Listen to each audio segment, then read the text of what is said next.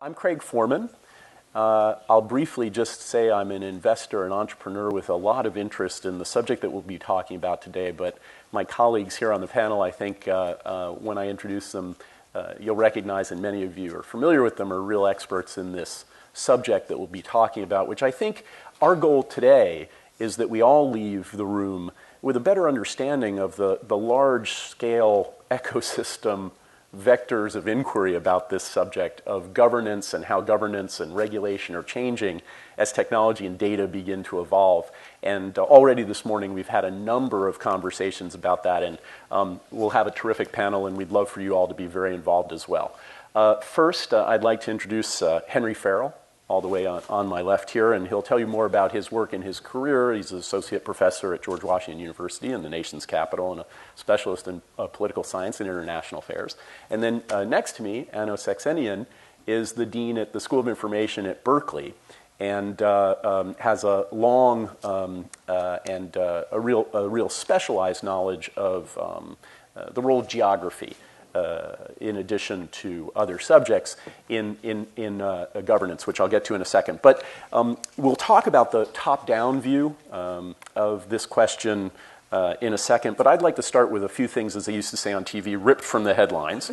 So in the last 12 hours, and this really is in the last 12 hours, and I don't do this with the typical Silicon Valley self-regard, but a few of these are Silicon Valley focused, but we have a global audience here, so this is not a Silicon Valley conversation. Facebook's earnings came out yesterday. It was a terrific beat. The stock was up as a cause, but I'd like to draw everyone's attention to the 1.5 billion users and the nearly 1 billion monthly active users, which I think is a more important stat than their cumulative users. So 1 billion people, unique users, on a monthly basis using their services.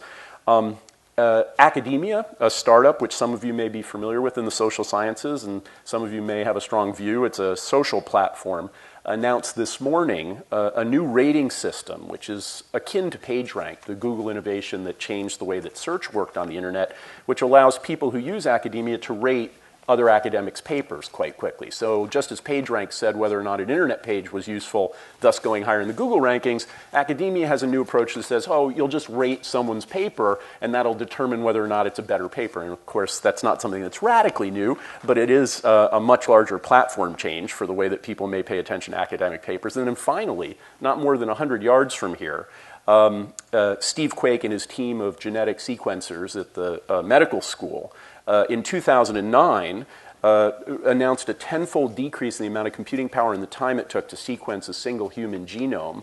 And of course, in genetic sequencing, a subject on which I'm absolutely not an expert, nothing has happened except increasing speed of our ability to understand human genomics. So we've talked about information, we've talked about private companies gathering data, we've talked about services in healthcare, we could talk about transportation, we could talk about weather predictions for agriculture.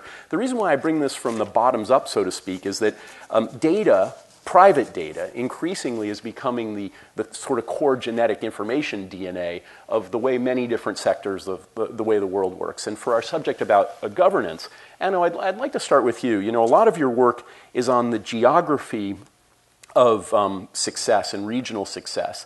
And physical geography has been one of those key factors that's determined an awful lot about how we regulate information and regional success. How do you relate these two things? Well, it's interesting. So the title of this panel is Knowledge Dissemination, and then it goes to Marshall McLuhan, the medium is the message.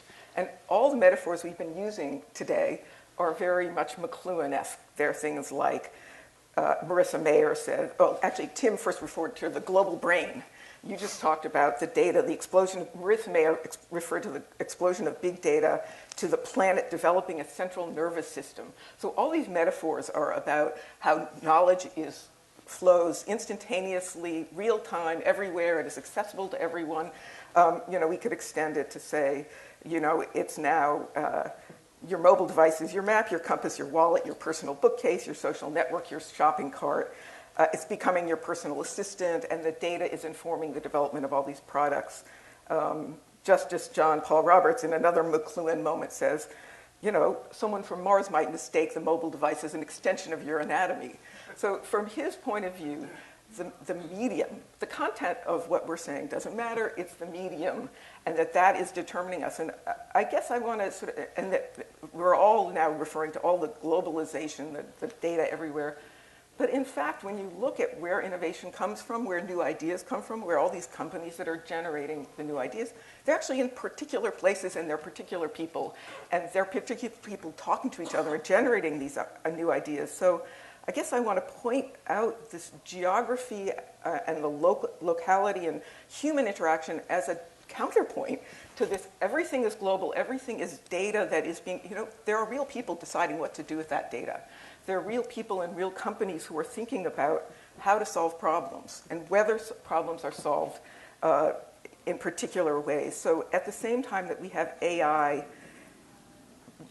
patterns that are then used as predictions, we ought to also think about how do we preserve pluralism, how do we preserve deliberation and debates that happen locally among people, and then embed those in the technology. I guess to sort of fill in one spot before I stop you, McLuhan didn't go, he sort of bowed down to the technology. He said, yeah, this technology, he didn't have it. In fact, technology is always socially constructed. We construct technical solutions to problems. We need to understand that we have the power to do that. And I can use examples of it, but I just want to sort of counterpart people and places and political control over technology as opposed to the automaticity of the artificial intelligence and the machine that is driving us. So to summarize quickly on the fly, people and places matter. It helps determine an awful lot of what technology gets adopted, yes, produced, and all that stuff. And we'll come back to that. Henry, your point of view on a lot of this is, look, a major change is that this data is in private hands now. And in fact, a stat that corroborates it, I don't know if Mikhail Kozinski's in the audience, a Stanford Business School professor whose research, and it's available at applymagicsauce.com, took a look at Facebook profiles as a predictive indicator and found that social media, when you apply big data, can reveal more about the human condition than we can learn from actual interlocution. And his famous case was that he could predict whether you were the child of divorce based on your Facebook likes much more rapidly than you could deduce that by a human interaction. We'll come back to that in a second. Henry, your point is whether or not that works, more and more the data core is held by private organizations. And so talk a little bit about what issues that raises. Yes, I think it's important, and I think it builds on what some of Anno is saying, because there's a certain sense, there's a certain rhetoric about the inevitability of all of this, that these are automatic processes. And in fact, they're not processes that are automatic. They're the result of political choices. And there are real consequences associated with that. And I think about this as a social scientist, as somebody who studies how society works, how politics works. And it used to be that somebody of my inclination who had an interest in statistics 20 or even 15 years ago, they would have gone to big national data series or data sets which were made publicly available in order to figure out what is going on. Now that's not really the case. They go to Facebook or they go to any one of a relatively small number of sites that have this kind of information, and that is where they find the information that is valuable or relevant in their perspective to understanding how things are really working. And this is, of course, in private hands. And I think that there are three important consequences associated with this. First of all, that private businesses obviously want to avoid controversy. They do not want to see their share prices falling. And so this means that they are going to discourage controversial research, which might potentially get them into trouble. So that, for example, I understand from colleagues who have had interaction with Facebook, one thing that they absolutely do not want to allow is research on whether, for example, Facebook use might have been associated with the kinds of uprisings we saw in the Arab Spring, because that's something which, if Facebook is trying to market itself across the world, the last thing you want is an autocratic government coming across a publication in Science and saying, well, why the hell do we want to let you into our market? Because right, Facebook is a limitation for social. Yeah. And so this has this obviously results in so some degree of kind of selectivity of knowledge being generated, in that these companies have an incentive to only provide help to researchers who are going to provide information that is at least brand neutral. But there also is a kind of... Let me just stop you there. Yeah. That's a threat. Is there any evidence that that's actually happened? Anecdotal evidence. So this is all based on conversations with people. Right. Because this is all non-disclosure agreements. Could you give us an example, but you can't because it's subject to non-disclosure, or can you give us an example? I'd prefer not to, because this is all people who are basically breaking their non-disclosure agreements to some degree by gossiping with me off the record. Okay, so that also, I guess, is a kind of a meta-level version of this problem, which is that one of the reasons that this stuff doesn't get discussed is precisely because this is all happening via private interactions between researchers and big organizations. Fair enough. I would say this is absolutely true. The corporations control a ton of the data. The Internet of Things, as it's rolling out, looks to be controlled by big companies. On the other hand, there are other models out there today. We have Wikipedia, which is now, it may not be the best source on every piece of scientific knowledge, but it is a damn good resource as a first stop. Yeah, and Tim's exhibit was terrific. Yeah, and we have OpenStreetMap. We have bottom-up, crowdsourced, decentralized things, self-governance. We can create alternatives using the same technology that are more publicly responsive. So I want to say, at the same time that I agree with Henry, I want to highlight that we, in the spirit of us having control over this, that there are alternative models out there. There's an article in this month's Science magazine about something terribly named called NervousNet. NervousNet it's Nature magazine, sorry. NervousNet is an attempt to create a citizen web that's built and managed by users. So an Internet of Things that's a bottom-up, crowdsourced one. I have no idea how it will do. It was written by some people at ETH Zurich. But those are things that my students, my faculty think about every day. How can we wrest control away from the private corporations? Right. I don't know if the choice of NervousNet was deliberate on this part, but I think the subject means that everyone's sort of nervous about the net. And so, Henry, coming back to you, you said that there was at least one other point, maybe two other points. Sorry. Yeah, so the second point is that I think that what this means is that there are certain kinds of topics which are likely to go systematically understudied if we rely on private data. There's a kind of a selection effect in our social knowledge, that certain things we simply don't know about. Got that. You do get that sometimes in public research, so that, for example, one of the reasons we don't know very much about the consequences of gun ownership is because it's basically impossible to do federally funded research on gun ownership thanks to political decisions. So it has to be said this is not purely a problem of private enterprise. And the third problem, which is perhaps a more subtle but more profound problem, is if you get at this data is likely itself skewed. I'm here stealing from a conversation I had with a very prominent data scientist a few days ago, where he said that his colleagues, many of them were skeptical about using, for example, Facebook data, because Facebook data, it's gamed by various algorithms which are intended to manipulate what kinds of things people see in their feeds and so on. And even the creators of these algorithms don't necessarily understand all of the consequences that they have. So what we're seeing when we look at, for example, people's responses to Facebook feeds, except when they are very carefully calibrated through experiments, is that these are not the the raw product of people's social interactions, but they are social interactions in a world which is perpetually being rejiggered and reshaped by the decisions of the business, which is trying to figure out how to experiment to create more money. So bear with me, oversimplification, and I don't know if the audience has other answers to this, but I'm simplifying to say access and bias are at least two problems raised by this sort of private collectivization of data. And yeah, so the social media data is one we all focus on, and it is plagued by all these problems. There's a ton of data out there that is not private. There are data sets. If you try to look for data, there are data sets on BART ridership, there are data sets on political affiliation, there are data sets on energy usage. The number of open data sets, if you spend time looking at how much open data there is out there, it's staggering. I think it gets underreported. We have a data science program. We require that our students do a final project and they use public open data. And they can do projects on almost everything. It's not everything, but I want to provide that there's valuable some perspective. Social media data, but there is... So help bridge the gap for us. How from a business, we would call that problem, how material is this problem, this private-public dilemma? The kinds of data that Facebook and Google have are unique data sets that people would like to have, especially social scientists. But because they get at a certain set of issues about emotions or about responses to political issues or whatnot. On the other hand, there's a lot of companies that are putting data up there, making it public, time series data. We had a conversation last night. Long time series about financial data or energy use data, or, I mean, there's a tremendous amount that is accessible. Well, one of the things I want to bring back to, which we chatted about a little bit, but I'd like to get your views and maybe some views from the audience, is one of the challenges is everything is evolving so fast. So let me pose a hypothetical that I think is not yet possible, which is, as a user of all these devices and investor in some of the companies that are making them, I don't know how long it'll be, but not very long technologically, before my heart rate data ought to be an input to my insurance pricing.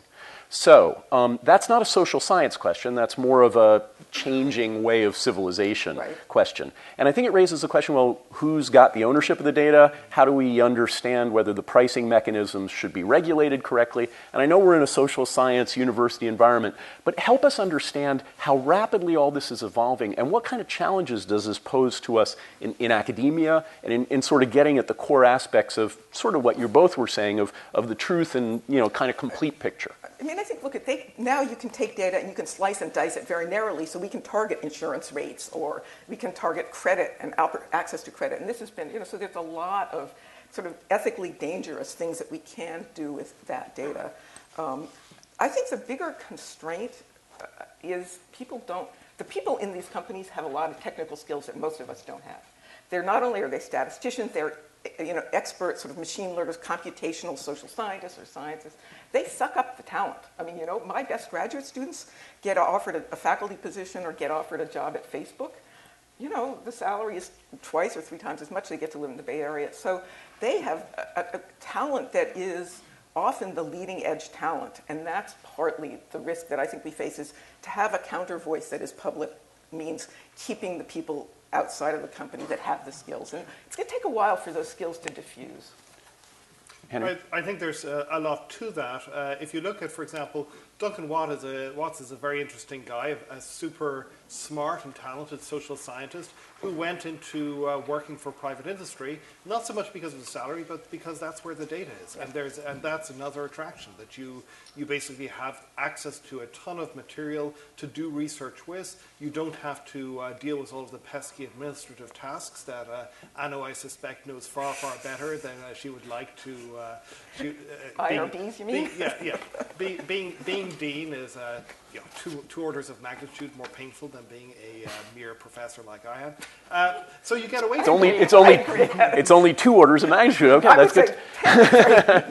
So there are a lot of attractions to this, but I would push back a little bit against the. I think Anna was absolutely right to say that there's a lot of open information out there. But there's another movement which is happening here, which is that effectively a lot of our actual social life is now being mediated through electronic networks of one sort or another. And to the extent that that is where the action of our social activity is moving, if this is invisible, then that poses real problems for the What do you mean if it's invisible? So that effectively you are, you're doing a lot of your social interactions very probably through Facebook, or at least lots and lots of people. I signed out a long time ago. Well, I did too, but that's a whole different story. So we can opt out, though. Yeah. But so the actual information then is more or less, that is invisible to us. And when you can get your hands on it, like Max Schrems did, who is an Austrian data activist, he got his hands on his Facebook data. It's more or less incomprehensible because you have no idea of the processes that have been used to generate it, of the processes that are being used to analyze it. So effectively, I've lost you. So let me get it. And I imagine if I have some other folks. So let me pose the counter argument. All Facebook really is a digital recording of my volunteered footprints, or at least with regard to my own social posting. So why is that an agency problem, so to speak? So what I think this generates is a situation in which we are all visible to the companies. The companies and the data that they have on us are not visible to us. Are not visible to us. And sometimes that may not be that much of a problem. Right. But sometimes it can create information asymmetries and power asymmetries, which can go both ways. So to get back to your question about heart rate, so this is a difficult question, because if I have access to information about whether or not I've got a dodgy heart and an insurance company does not, then that means that I may sort of sign up to insure an expensive insurance policy, and there's no way that the insurance company can get get that information. So there is an information asymmetry which is in my advantage. And this is one of the reasons why, for example, it is cheaper to get loans in the US than in the European Union, because privacy legislation makes it much harder for mortgage providers, for example, to get data on what people are doing. But the other side of that is that if mortgage providers or others have tons of data that we do not ourselves have, then this can create an information asymmetry in their direction. And this is, I think, is what Anna, in a certain sense, is pointing to when she talks about the ways in which you have not only an asymmetry of information, but an asymmetry of expertise about how to process this information. And then finally, I would say that this asymmetry of expertise also makes it really difficult to regulate how this information, how these businesses are using this information in a useful way, because the regulators simply have no understanding of the processes they're trying to do. So let me jump in and summarize on the fly. We're, 20 minutes in, and I think we've got 4 or 5 main themes of some of the issues here. We've got the regulatory environment and the challenge of public-private. We've got the talent brain drain and the hollowing out of the role of academia as having great talent there. We've got the accuracy of the data problem coupled with the selection bias issue that you raised. And now this interesting question of economic asymmetry, where this may be an oversimplification, but it might be an economic favorable outcome to have pure information distribution, and insurance would be lower for people with better heart rates, but there's a privacy issue, and one of those reasons why loans are more expensive in Europe, because privacy is better protected, right? And I don't know if anyone in the audience can think of obvious things that we're missing, and I know Joshua might mention fairly enough that, look, private companies do have terms of service, and they have lots of different rules that are designed to, sort of protect individual things, but I think we've identified, 5 or 6 of the main axes. So let me throw another one in there, unless somebody has one main axis that we're missing. No? Okay. What about the reverse, which is, technology and all this information sharing, we talked about a little bit, can easily produce this nature of the tyranny of the majority, right? We saw that in the Boston bombing immediate aftermath. This is maybe from a journalism perspective my best example of this, where, witnesses to that horrible bombing at the end of the Boston Marathon were completely wrong about the perpetrator. And Twitter exploded in the first 15, 20 minutes, naming the wrong perp, which, had it actually gone a slightly different way, and circumstances could have easily gone a different way. I'm not, I'm exaggerating for effect. I'm not suggesting that, there was tarring and feathering in Boston. It was obviously a tragic event. I'm just suggesting that crowds don't always have perfect information and perfect outcomes. So what about that as another sort of societal issue that we need to wrestle with, which is that the prevalence of the data could lead us to an incorrect outcome? Well, I mean, look at technology. What it does is it amplifies intent. We build in something and then it amplifies it because it can do it faster and better, and So I think you're seeing a lot of examples of this. In Europe, all the anxiety about immigrants, that's just getting reinforced by the social media.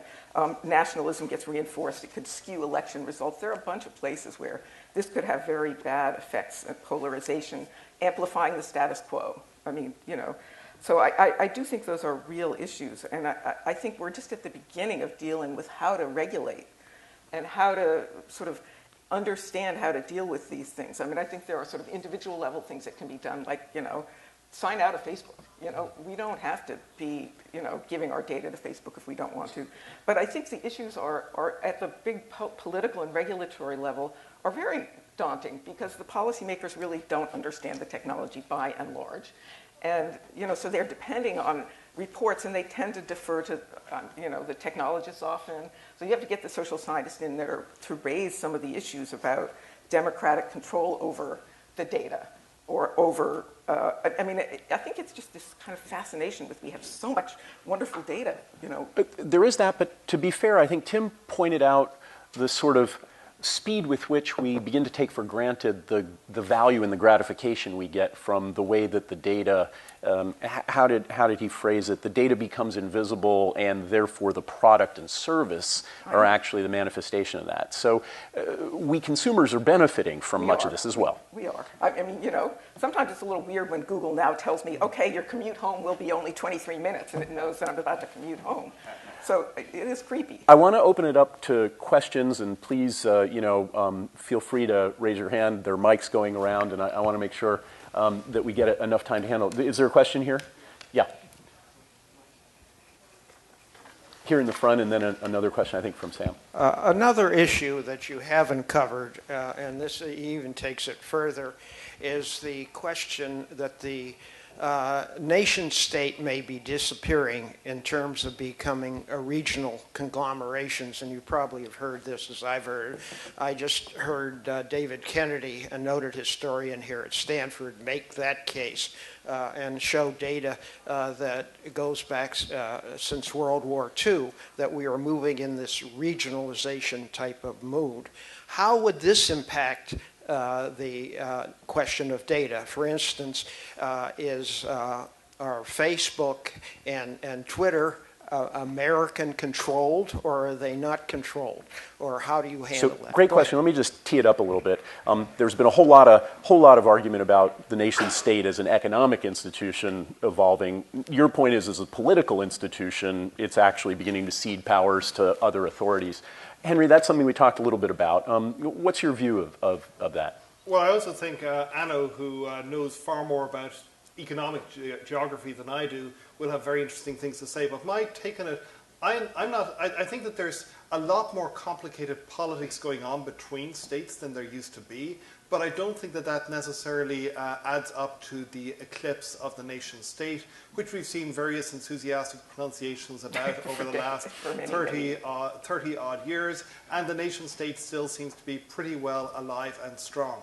What I do think we're seeing, which is very, very interesting and which is kind of new, is as a result of globalization, we're seeing many more alliances happening between different parties in different countries working together across borders in order to achieve regulatory outcomes that they mightn't otherwise achieve. And this is something that I do a lot of work on with a colleague, Abe Newman, in the area of privacy and fights between the European Union and the United States. And our take on this is more or less that what we see is a battle happening between security officials who are not EU-based or US-based, but who are in a kind of implicit coalition across the two, and privacy-motivated officials and activists who are fighting back again in both of these jurisdictions at once. And that's really explains the kinds of things that we very often see being portrayed as being Europe versus the US, Europe being pro-privacy, and the United States being a bunch of crazy gun fanatics. Instead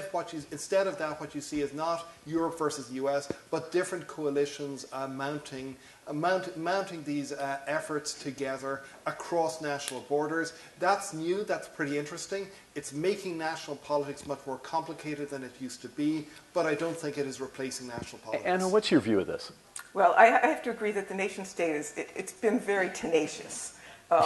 There's a lot of signs, and there have been signs for a long time, that economic activity is sort of doing this regional and global thing, and I certainly see that. I would just pick up, I mean, the EU is a new construct, right? And that is a new level of governance that we didn't have, 20 years ago. So things are shifting. Governance is going to need to shift. Let's bring in some, Russia, China. They each have their own particular take on information policy, and they're controlling it, Syria, Egypt. I mean, there's a lot of room for nations to control the inflows of information through technical or regulatory mechanisms. Yeah, and we've maybe seen it through the perspective also of here, but Sam, you may know this data better than I do, but Xiaomi, I think, is now 1 out of 5 phone activations, a company that most people, how many people in the room have heard of Xiaomi? Okay, so this is, yeah. So Xiaomi, a Chinese handset manufacturer, 1 out of 5 phone activations. Maybe that's just the Android number. But in other words, a company that most of us have never heard of are 1 out of 5 phone activations around the world. So question over here. Yes, my question goes to this public-private dichotomy and attempting to regulate within that dichotomy. And it relates to the First Amendment, the free speech angle. So there's a Supreme Court case, Citizens United, which kind of drew on this metaphor that campaign contributions were speech. And it seems like if pressed, that metaphor would be even closer in the context of data and speech. And so the question would go to, one would hope that there would be more democratic control over this, but one could anticipate that at least... I have to ask you, hold the mic closer to your mouth, and what's your question? Oh, yes. one would hope for democratic control, but one could see that there might be a pushback using the kind of First Amendment angle that this data is speech, and that could be a possible future which could lead to difficulty in regulating. Please pose this as a question. So do you anticipate these challenges? Yes. I mean, this is a political fight. These things are I mean, this is why I want to get away from Marshall McLuhan and the medium is all. That, this is a political fight. There's a Supreme Court that makes a decision that I consider really unacceptable. And they will continue to make decisions like that. And we need to sort of raise consciousness, and we need to be talking about, what is data? Who's controlling it? How should it be controlled? I do not think data is speech, certainly not in the hands of a corporation. Interesting. Well, that raises another set of legal issues that I think is now 7 or 8 on our list. Henry, did you have a view on this? More or less just agreeing with what Anno has said. And I think that this is also interesting in the context of national security, where we see a lot of debates at the moment about metadata and whether metadata is real data or not. And here is when I saw the title of this panel, I thought, well, maybe it should be the metadata is the message, because in effect, what we have is a world in which we have all of this metadata about the kinds of people who we are communicating with, which turn out these are not free speech, but they turn out to say very important and consequential things about who we are, who we congregate with, what our sexual identity is. All of these things can be inferred super quickly from metadata, and metadata is becoming a major container of information without being speech. So let's come back to that in a second. Sam? Well, I think it's kind of a perfect segue. Both of those statements are. And Craig, you started off talking about some of the financial updates from the last couple of days and going back to 2009. I think we are also interested to consider on the private data side the amount of what I call sort of news event quant in the financial world that's being heavily looked into ways of taking discrete pieces of data. And I guess I used an example of how simple it is, I suppose, when in reverse and after the fact. George Soros and the British pound many years ago, there are people doing this much more aggressively now financial than ever. Advantage, financial advantage, technology. yeah. That's one question. The other question, I'm just curious, because of Dean Saxenian's comment about what time, I just got a notice that I have to go to lunch in a minute, but no, how long it would take to walk to lunch, what are your views about the kind of a mayhem that could be caused by just losing maybe power, but also the data thing? And because we had our banks down in Menlo Park last week, it was kind of interesting how eerie it kind of felt. Right, so 2 things there. Maybe the financial one first. So we talked about some of the economic inefficiencies of different regulatory regimes. What about the economic advantages of using algorithmic trading a little bit better than somebody else? I mean, is that ripping off the financial markets, or is that just, good free market enterprise? I think the interesting question is not so much whether this is good or bad in the sense that this is ethical. So for people who have been searching for edges and for alpha in financial markets since forever, it's whether or not this produces increased instability in the system. And and here I guess you can go pro and con. I mean, there are very clear instances in which algorithms go absolutely crazy and produce completely irrational and nonsensical results. Those of you who have trawled, for example, Amazon, looking for books to find that there are books which cost $17,000 or whatever for some cheap paperback, where it's basically 2 dueling algos who have each started to sort of step up the fight against each other and end up in crazy. And so you have these potential situations in which algorithms may do very, very stupid things and very stupid and very unexpected things. I think that there's a lot of there's a lot of fear-mongering around algorithms and around this algorithmic society, much of which is, I think, overstated and whatever. But there are risks associated with this, and there also is, I think, a fundamental shift in a certain sense, in that if we go back, for example, to Vico, Giambattista Vico, if my memory is correct, he has this wonderful statement back in the 16th or 17th century about how everything that man has made is subject to his measure and his understanding. Obviously, he's writing in the 16th century, so he's not all that sexually enlightened about women being involved in all of this as well. But the fundamental point here being that if we've created it, we understand it. We don't understand the algorithms that we create. We don't understand what their consequences are when they are unleashed upon the world. I don't think that this is terrifying, but I do think it poses a bunch of interesting problems. Well, at least Dr. Frankenstein said it's alive. I mean, so Anna, I want to come back to the other point that Sam raised, which is, our vulnerabilities, and then switch gears a little bit. I'm not sure what I. So Sam's last question was really, at the same time as more of this is happening and the metadata is perhaps the message, are we increasingly vulnerable to strange shocks to the system when it all goes away, whether it's because of a power outage or a change in regulation? I enjoy when I can go on vacation and unplug, but I'm not my kids. My kids are completely embedded in it. It is the world to them. And so I think, there is this issue about generational change, and that could be a shock to their systems. But personally, it's actually, I love that I can go online and order things overnight and get my books quickly. I mean, there's a lot of convenience to it.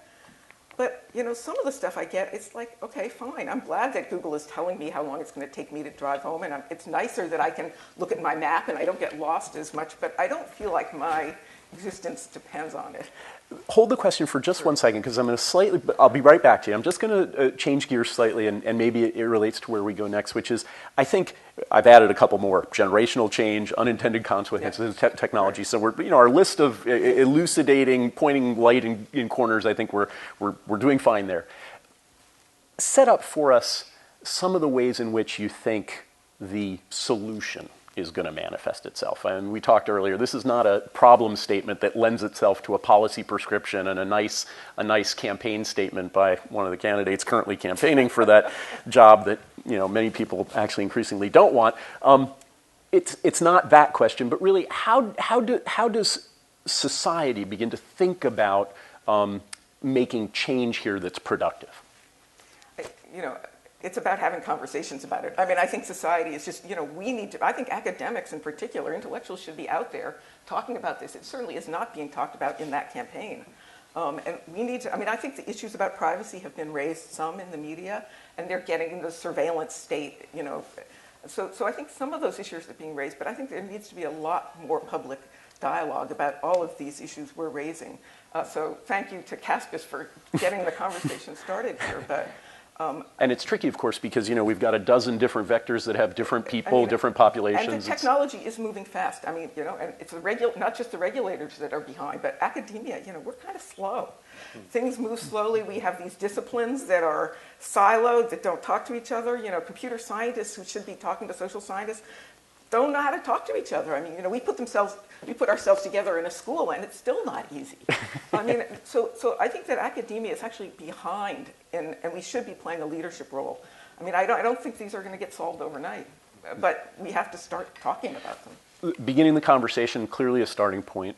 I would agree with that, and I would say specifically we need to start thinking about these as being political choices. That in effect, what we have, I think, is a discourse, a rhetoric, a way of thinking about these things, which is all about, it's about problem solving, it's about how technology is reducing inefficiencies, and all of this, it has some bite to it. So it is nice to be able to use technologies for all sorts of fun things that we weren't able to use them for before, but we are making a bunch of very, very political choices about which things we hand to the public sector, which things we hand to the private sector, what the relationship between them is, and we are doing so without going through traditional political forms of discourse, political forms of argument, because there are huge interests involved, and this is not to say that the public sector should win and the private sector should lose, or vice versa, but it is to say that we need to think about these as being political decisions which are going to shape our society. So we'll come back to that, but I want to go to our question in the audience.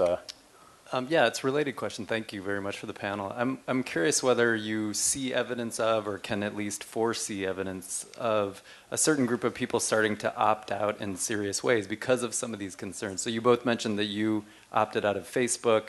I've noticed a lot of my students are now carrying flip phones. It's kind of like this retro thing. They don't want to do the smartphones anymore. There's DuckDuckGo instead of Google, there's Tor, et cetera, et cetera. So there's a certain group of people who are worried about this, and now they're opting out altogether, or at least doing serious things to make their data more private. Does that then mean that the big data collection starts to be skewed? It's going to only be these people that don't really care, that think they have nothing to hide, that trust the government? That's why I mentioned this nervous net idea. Yeah. We could actually create data collection mechanisms that are Wikipedia-like.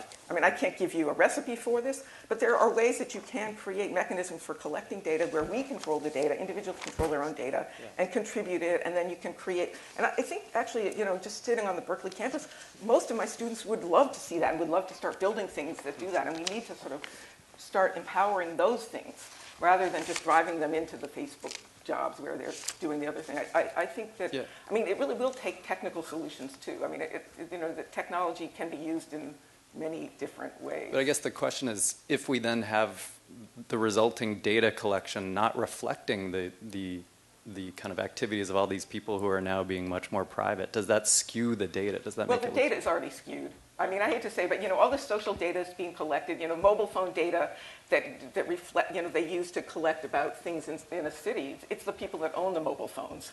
I mean, this is one of the problems. We don't. These are always skewed in certain ways. So we have to be careful about skew, but that's always the case. I think that there's also a problem of selection bias in the kinds of people that we tend to hang out with. So I think that the students of mine and of Anno's and of other people tend to be the people who care about this stuff a lot more than do others. True. And so I think that there is a problem there that not all that many people are going to opt out of Facebook because Facebook is the default choice. And again, I think this brings us back to this question of where is the balance between individual choice and collective action, because the ways in which you shift away from this is, I think, is really through collective processes. Sometimes these collective processes can happen through volunteer organizing or through markets, but at a certain stage, I think it involves politics, and I guess that's my drum that I'm going to keep on banging. I mean, look, these are all sort of low-level ideas that need to be developed. Yeah. I mean, one big data conference we had at Berkeley, the focus was very much on the privacy issue. And, you could imagine having the equivalent of an IRB at companies that reviews algorithms and sort of looks at them and says, you can't just release these things higgledy-piggledy. People have to really study them. Technical people have to study. You have to be creative about the kinds of solutions to these problems. I think, one example here is my late friend Aaron Swartz, who started very much in the mode of tech-enabled activism, and then decided at a certain point that this simply wasn't going to be enough and that he needed to get involved directly in the political process. Sarah.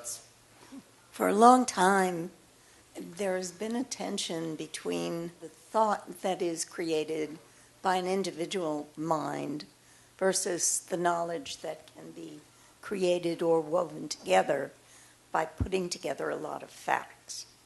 So the census used to be perhaps more robust and valid than Ken Pruitt would like to say it is now. And it may be that we can no longer afford to have the most valid census in the future because it costs too much. Survey Research Center at the University of Michigan has tons of data. Public data, publicly owned data, if you will, or public data that's made accessible is one kind of data. Private data, which may not be accessible, is another kind.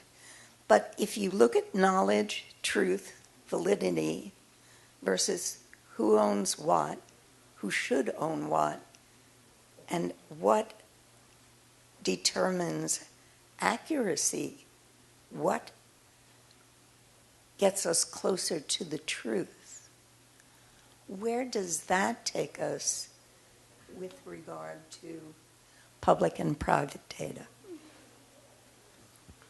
Jump ball. The truth. Henry. Okay. That's an enormous question, which I'm not going to be able to provide a very good answer to. I think that there are a couple. So let me just look at two different layers. One on sort of the very lowest layer of this, sort of the question about censuses and the kinds of stuff that is done at Michigan, and then look maybe at the bigger, more philosophical question, which is, To start with the first thing, Simon Jackman, who's wandering around the halls at this conference, is at the moment trying to figure out how to rejigger the National Election Survey. And here this is responsive to just the kind of cost concerns that you are talking about here, which is that it's incredibly and wildly expensive to send interviewers to somebody's houses before and after a particular after the election has happened, and so they're thinking about ways to make it cheaper. But they also have, in a certain sense, an advantage in that the cost base that they've been running from is so high that so even if they reduce it by 70 or 80%, they may be able to still do very good stuff, but sort of using perhaps more sophisticated technological means. I think the broader question that you ask is a much bigger question, which gets back to some of the, some of the ways in which we think about collective choice happening on the internet and collective knowledge being generated on the internet. And this gets back to what you were saying about there's a lot about the wisdom of crowds. We also need to think about the stupid of crowds too. Right. And so what I think about I think that the internet is a fantastic source of information on this, both on what works and on what fails miserably. You go out to the internet and you see these online communities which are collectively full of fail. You see these, these extreme, partisan, polemical groups of people. You see various groups of people who have mental delusions, which they literally share online, so that they are being monitored by microchips or whatever. And the internet makes it much easier to find fellow travelers like this. Henry, just in the interest of time, I think we're with you. I just wanted to add, and Anna, I want to go to you in a second. Just to take us back, extrapolate maybe one order of magnitude. Part of our initial organizational principle, and I think that CASBS put us together, is that this is a conference on knowledge, and one of our initial conceits, I think, was that technology is helping us get smarter about collective information because much more information is available more seamlessly. And of course, much information being available more seamlessly, we've talked about some of the issues in the seamlessly, includes erroneous information or biased information and all that sort of stuff. But I guess the issue then becomes, do we believe that fundamentally, as we posed it here, that all of us together collectively are indeed smarter than any of us individually? And I just, as a process thing, I want to just double check on that, because that was one of our initial going in conceits. Have we pointed out so many issues involved with this that we think there's some question about that? The collective, it depends on how it's organized. I mean, collective that creates bias and reinforces bias is not very intelligent, but I think we know that the history of knowledge and innovation is always people building on other people, so it has to be collective in some sense.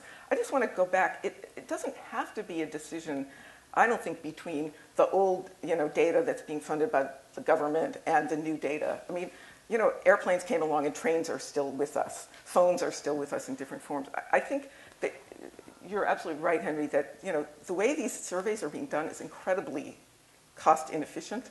I was on the NSF Social Science Advisory Board, and they do like 4 major, huge, very, very expensive sets of surveys. Michigan owns one, somebody else owns the other. What if you took the back ends and put them together and rationalized it? There's a lot of ways that we could collect that and store and make that data accessible that would be cheaper. So I would like to suggest that we don't have to think it's just yes or no. It's like, let's use the tools and make it cheaper, and then try to think about, that data isn't perfect either. I mean, there's a lot of data that doesn't exist that the world is changing. That data was created.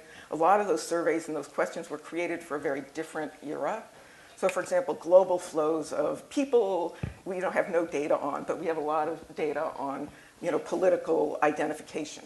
So I would love to see us both take the existing social science survey data, produce it more cheaply, and make it more relevant. I'm going to use this point about economic efficiency and producing higher yield in a second, and also ask you to relate it back to your knowledge about regional success. But there's a question here. Yeah, I'm going to have to ask the moderator. It's not a question; it's a statement. Then speak fast. Yeah, and I'll be very fast. Let me tell you what's going on right now with respect to the federal statistical system.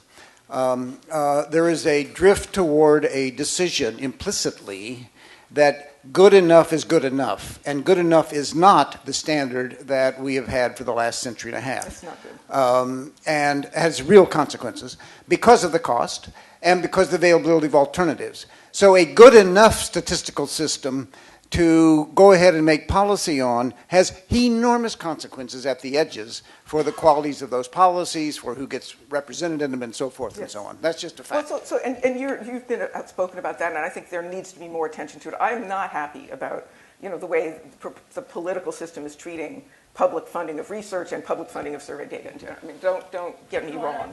Yeah. So I want to bring it back to the panel. Are there other questions? Do we have anybody else right now? Okay. Okay. So Anna, you suggested that maybe economic efficiency might be one plank of this is my construct, not yours, one plank of an argument that might say, look, there can be changes made that will produce economic efficiency, and that can then be fed into, let's call it the political discourse of how to approach this in a different way.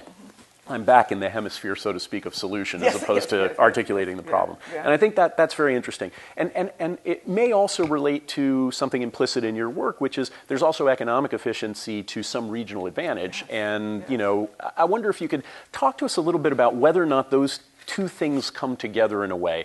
Kind of getting back to Henry's point about, look, these are political issues, public issues, and with more discourse, there then needs to be some translation of that discourse into a debate about public policy.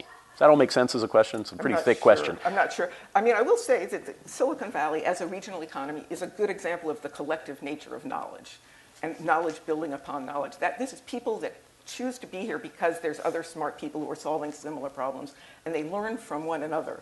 So it is a very good example. Now, it happens to be not a great example of being even conscious of their political role necessarily.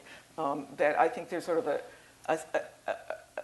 the entrepreneurial sort of ideology of Silicon Valley suggests that everybody does it individually, when as a scholar you look at it and you say, well, actually this is a collective social process, a very deeply social process, and it needs, there needs to be recognition at many different levels that this is a social process. It's also something that's constructed by people in a place and that is not just self-reproducing. Well, and where I want to go with that, and I don't want to put you on the spot, but it's a little bit the debate of, you didn't build that, you didn't create that. And I know that's not what you're saying, but how does that get translated into a public argument about the value of the public, I'll label it infrastructure, but it's obviously more than that, in creating the Facebooks, Googles, and Yahoos. Well, I mean, people often ask me, what's the biggest threat to Silicon Valley? And they think I'm going to say China.